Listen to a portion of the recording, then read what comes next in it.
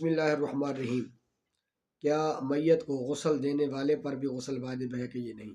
یاد رکھے گا، حدیث مبارک میں آتا ہے، سیدنا ابو ہریرہ رضی اللہ تعالیٰ عنہ سے روایت ہے، فرماتے ہیں من غسل میتا فلیغتسل، جو آدمی میت کو غسل دے اس کو چاہیے کہ وہ غسل کر لے، وحملہ الوضو، اور اس کو اٹھانے سے اس پر کیا وضو ہے۔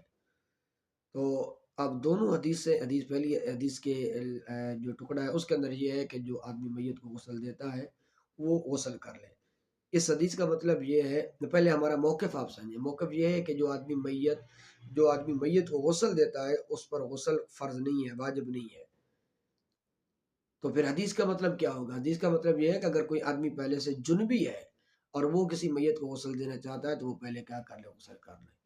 دوسرا حدیث کا جو ٹکڑا ہے وہ حمل ہی الوضو، کہ میت کو اٹھانے سے وضو ہے، یعنی کیا مطلب؟ جس نے میت کو کندھا دیا تو وہ وضو کرے۔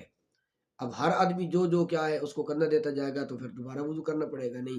اس کا حدیث مبارکہ کا ان الفاظ کا مطلب یہ ہے کہ چونکہ جب نماز جنازہ کو اٹھاتے ہیں، قبرستان میں لے جاتے ہیں، تو پھر وہاں دیر نہیں کی جاتی، وہاں جلدی پڑھا دیتے ہیں، تو وہ پہلے وضو کر لے تاکہ وہاں دوبارہ وہ وضو کرنے کے لیے اس کو ٹائم نہ لگے۔ ایسا نہ ہو کہ وضو کرنے کے لیے جائے تو پھر نماز جنازہ پڑھی جا چکی ہو تو وہ کیا کر لے؟ پہلے وضو کر لے۔ تو اس طرح جو آدمی میت کو غسل دے تو اس کو، اگر وہ جنبی ہے پہلے سے، تو اس کو چاہیے وہ بھی کیا کر لے؟ وہ کیا ہے؟ غسل کر لے۔